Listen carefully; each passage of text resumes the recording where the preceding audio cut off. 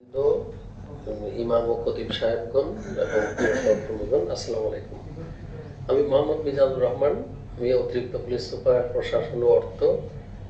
আপনাদের অনেকের সাথে পরিচয় হয় নাই। আমি সম্প্রতি যোগদান করেছি। আজকে জেলা প্রশাসক মহোদয়ের সম্মেলন কক্ষে আজকে আমার প্রথম মিটিং। তো স্যার মোটামুটি বিস্তারিত আলোচনা করেছেন।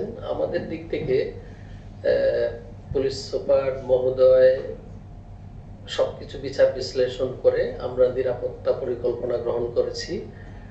আশা করি আমাদের সকল প্রোগ্রাম সুন্দরভাবে, অত্যন্ত সুশৃঙ্খলভাবে শেষ হবে এবং বাজার মনিটরিং থেকে শুরু করে মার্কেট কেন্দ্রিক নিরাপত্তা ব্যবস্থা এবং ঈদের পূর্ববর্তী এবং পরবর্তী আমাদের আইন শৃঙ্খলা রক্ষার্থে আমরা নিরাপত্তামূলক পরিকল্পনা গ্রহণ করেছি এবং ঈদ জামাত কেন্দ্রিক আমাদের ডেপ্লয়মেন্ট থাকবে। গুরুত্বপূর্ণ সবগুলো ঈদ জামাতে আমাদের পুলিশ ফোর্স দেওয়া সম্ভব না, যেগুলো আমরা নিরাপত্তা ঝুঁকি পর্যালোচনা করে এবং প্রধান প্রধান যে জামাত সমূহ সেখানে আমাদের ডেপ্লয়মেন্ট থাকবে।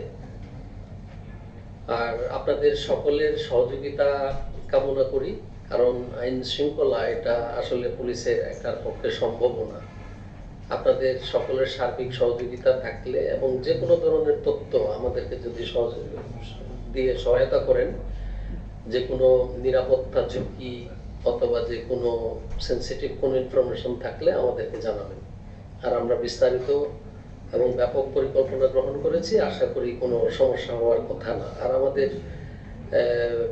ইন্টেলিজেন্সেও নিরাপত্তা ঝুঁকি আমাদের নেই, তাই আমরা সবাই স্বাচ্ছন্দ্যে এবং স্বতঃস্ফূর্তভাবে আমাদের ঈদের সমস্ত কর্মসূচিগুলো পালন করতে পারবো এবং সুন্দরভাবে সফল করতে পারবো, এই আশাবাদ ব্যক্ত করে আমার বক্তব্য শেষ করছি। আসসালামু আলাইকুম।